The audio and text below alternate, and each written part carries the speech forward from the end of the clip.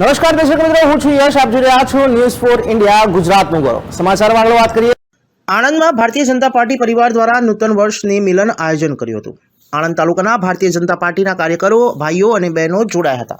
સાથે આણંદના સાંસદ મિતેશભાઈ પટેલ, આણંદ જિલ્લા ભાજપ પ્રમુખ, આણંદ નગરપાલિકાના પ્રમુખ જિગ્નેશ પટેલ, મહિલા મોરચાના પ્રમુખ નીપાબેન પટેલ, ભાજપ સંગઠનના હોદ્દેદાર, આણંદ જિલ્લા પંચાયત પ્રમુખ, તાલુકા પંચાયતના સભ્યો ખાસ ઉપસ્થિત રહ્યા હતા.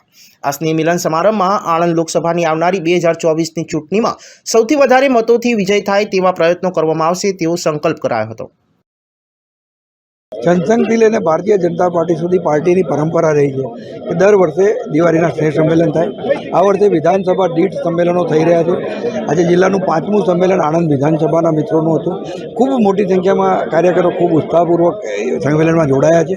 પરસ્પર એકબીજાને શુભકામનાઓ પાઠવી છે અને આવનારા દિવસોમાં પાર્ટીના આવી રહેલા કાર્યક્રમો અને ચૂંટણીની તૈયારીમાં ખૂબ ઉત્સાહ અને ઉમંગથી કામે લાગીશું એવો સંકલ્પ કરીને આજે બધા છૂટા પડ્યા. ના હિન્દુ વર્ષની આ શુભ દિવાળી પછી એક ભારતીય જનતા પાર્ટીની પરંપરા મુજબ આણંદ વિધાનસભા ખાતે આજે ભારતીય જનતા પરિવારના સૌ સભ્યો મળે, એકબીજાને લાગણીઓ વ્યક્ત કરે, એકબીજાને શુભેચ્છા પાઠવે, એકબીજાને મોં મીઠું કરાવે, એના માટેનો આજે આ સ્નેહ મિલન કાર્યક્રમ આજે અહીં આણંદ વિધાનસભાનો ભારતીય જનતા પાર્ટીના કાર્યકરોને મળવા માટેનો એક ગોઠવ્યો હતો, જેમાં ખૂબ મોટી સંખ્યામાં ભારતીય જનતા પાર્ટીના કાર્યકરો આજે આવ્યા છે અને એકબીજાને મળી અને શુભેચ્છાઓ પાઠવી છે.